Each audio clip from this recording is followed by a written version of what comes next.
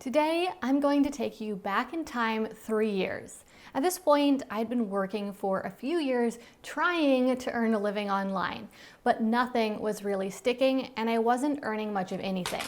It was also the year I finally broke 6 figures. I dabbled in several niches and finally settled on online marketing as the thing that fascinated me the most. I decided to focus on it, talk about it, become an expert at it, and sell digital marketing courses and services. But like I said, at this point, I wasn't really earning any money at all.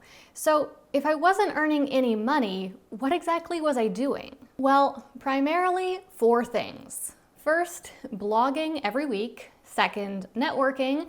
Third, posting regularly on social media. And fourth, learning. Trying to figure out what my missing ingredient was. Now, on top of my quote-unquote day job at the time, I was spending 25 plus hours every week working on my online business.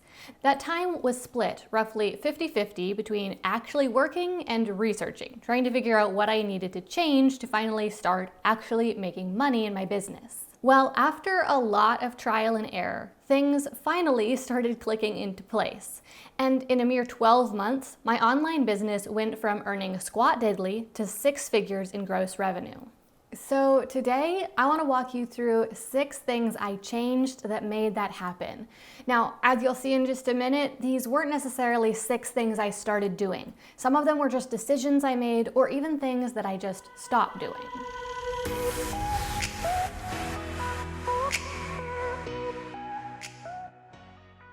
The first thing that made a really big difference was I chose one thing to specialize in. Prior to this, I feel like I had a bit of a scarcity mindset and I felt like there just weren't enough clients out there / not enough people who would want to work with me. And so I was trying to go broad by offering a lot of different services and a lot of different products to appeal to a lot of potential customers. I didn't want to let any prospective customers slip through my fingers. If someone was possibly interested in working with me, then I wanted to be able to give them whatever they needed. But I finally realized that I was really shooting myself in the foot with this strategy because by not specializing, I didn't look like an expert at any one thing. And I wasn't an expert at any one thing. I could provide a better service and better products to my customers if I chose one thing to truly become an expert at, specialize in that thing, and only offer products and services that related to that one thing. The next thing will sound really counterintuitive, and it kind of is, and it's not the solution for everyone at all, but what it is I stopped trying to sell. Leading up to this point, I had a really sales-focused mentality. Most of the activities that I was doing were things to try to sell. I was building these really fancy sales funnels, I was trying to use email marketing, I was running Facebook ads, and all sorts of other things. But the fact was that none of these things were working, and it was because I was missing some really foundational pieces in my business. I didn't really know for sure whether people even wanted the products that I was selling, and I didn't have good testimonials or reviews to help persuade people that my services were good quality or my products were good quality and that they actually wanted to buy them. So despite all of my sales efforts, nobody was buying, and I realized that that had to change. I needed to back off the sales strategies and focus on instead those other kind of missing pieces in my business. And that opened the doors for the third thing, which is that I made something worth paying attention to. So because I chose to back off of the sales side of things, I was able to instead focus my attention on my products and also my free content. And I did focus there, and I worked on making one thing, as far as products go, that was really stand out, that was better than what my competition was selling, something that I truly believed in the quality of, and something that I truly believed would create results for people. And so then I was able to sell that really wholeheartedly. And with my content, I did something similar. I didn't just create one piece of content, but I stopped trying to show up on every single platform. And instead, I just focused on YouTube, and I just focused on making one YouTube video every single week that was the highest quality I possibly could, so that it was truly worth paying attention to. It didn't matter how much noise I made when it was just noise. People didn't care if I made a million pieces of mediocre content and they didn't give me a passing glance. But when I made a smaller amount, a much smaller amount of much higher quality content, that's when people really started to pay attention and share my content and be actually interested in working with me. Okay, so now let's talk about number 4, which is I tested different product ideas to do market research. Now, like I said earlier on, prior to this, I was really focused on sales, but I didn't really know for sure whether people actually wanted to buy the thing that I was trying to sell. And I'd been trying to make these really kind of big online courses and other products, and then use these big full feature sales processes like complicated funnels, and I'd put all that work in without having any real validation that there was demand for those products. But one of the things that I changed that made such a huge difference was I decided to go small and do some kind of quick and dirty little launches where I could just test a little product and see if people wanted to buy it without putting so much time and energy and effort into creating a big product that I didn't know if people wanted. So practically what this looked like is I planned out a few different live workshops where instead of pre-recording a whole online course, I just said, hey, on this day, I'm going to be teaching a 1-hour live workshop about this topic, and you can sign up for just $27. Now, of course, that didn't generate a huge amount of revenue, especially because my audience was pretty small at that point, but it did allow me to finally make some sales and get some data about what people actually wanted. After doing a workshop like this every month for about 5 months, I was able to see which of the different topics people were the most interested in because I could see which one the most people had signed up for. And then I built that out into a bigger course that, of course, I was able to sell for more money. The 5th change I made was to strategically get some help. Now, I tried hiring people prior to this. I'd hired several different virtual assistants because I'd read in a few different business books that hiring virtual assistants allows you to delegate things and frees you up to do important work so that you can grow your business. So I tried that. I also tried hiring a few business coaches, but neither of these things had really worked for me. And by that, I mean they hadn't worked for me at all. I just spent a bunch of money on them and I hadn't seen any positive results. It had just been a waste of money and also a waste of time. But at this point, I realized I needed to change my strategy for how I was hiring people and who I was deciding to hire or to work with. So I thought about a few different areas where I actually needed help. The first thing was there anything that was taking a lot of my time that anyone could do, and so that I could focus on other things that only I could do?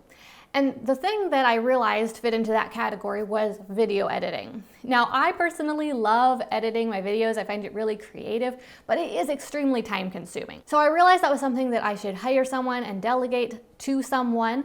And in fact, that was the first really successful hire I made where that person actually saved me a ton of time and was worth the money, and I kept working with them long term. Another thing I considered was what was the most important thing that I needed to focus on, the thing that had the biggest impact on my bottom line. So I like to call this thing that has that biggest impact your business's prime mover. So what is that primary thing that the more you do of it, the more money you make?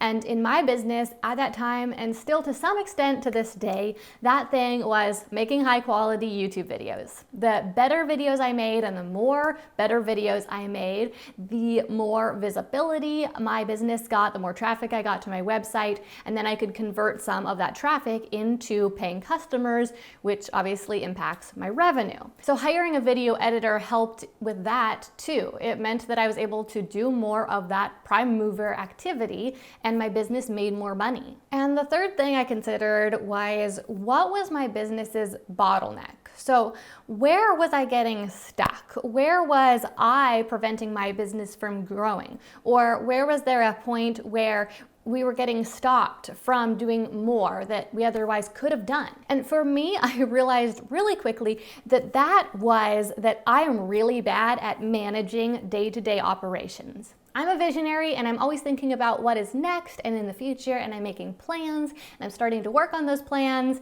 and the things that need to be done today to just keep things running smoothly, they completely fall by the wayside because I get bored easily and I'm so interested in that future vision. So I realized that if I could hire someone who could help me with that bottleneck and could help to manage those day-to-day operations, that would be a huge asset and it would make my business a lot more stable and allow us to grow more successfully.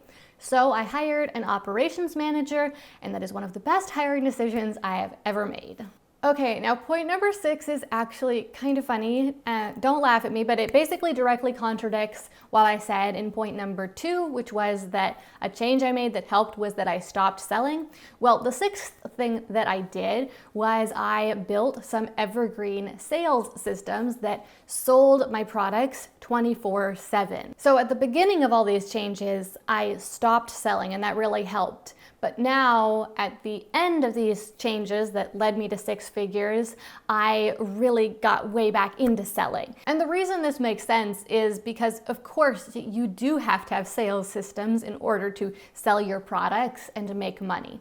But before, the problem was that I was selling without any data about what people actually wanted. And not only did I not know whether or not they wanted my products, but if they did want my products, I didn't even know why they wanted. But now that I had successfully sold some products by selling those live workshops and then by creating a course and selling that live, now I knew people wanted the products, and I had gotten to talk to those people who purchased the products and find out why they wanted them. And that gave me really valuable insights into how to more effectively sell them. So now I was much better equipped to build sales systems that would actually convert, and it was worth my time to do so.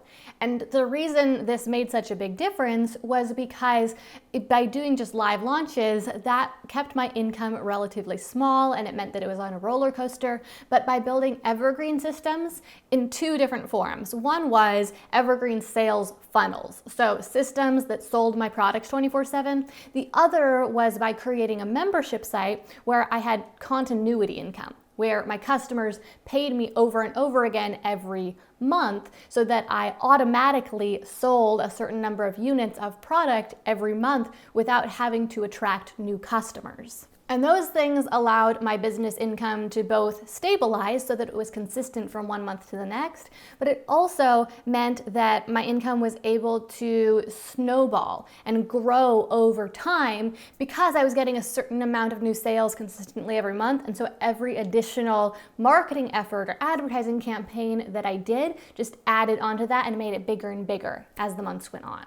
So there you have it, the 6 changes I made that took my business from earning essentially nothing all the way up to $100,000 and beyond. Because of course my business didn't stop growing at $100,000 a year, it kept growing beyond then, and these are really the foundational changes that made that possible. If you enjoyed this video, if you feel like you got any insights that will help you with growing your own business, then please do give it a like to support my channel and also to give this video a boost in the YouTube algorithm. Up next week, I have a pretty interesting video for you guys. It is about how to create a high converting sales funnel for free. So as I mentioned in point number 6, one of the things that I did that really grew my income was I built some evergreen sales funnels, some systems that sell in the background 24/7. And I think that a lot of people know that that is a great way to stabilize your business's income and that that's a really smart money move.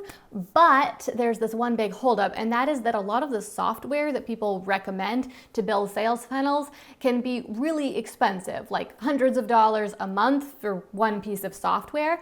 And that can be a big hurdle when you're first starting out and your budget is basically zero. I know because I was there, and that was definitely one of the things that held me back for a while, was I couldn't make the funnels the way I wanted to because I didn't have any sort of budget to be paying that sort of money every single month. But anyway, I've figured out a way that you can build a sales funnel completely for free with all free software. And so next week, I'm going to be giving you a tutorial on exactly how to do that. That's all for now, but thank you so much for joining me. I love you. I hope you're having an amazing week, and I'll see you again next time.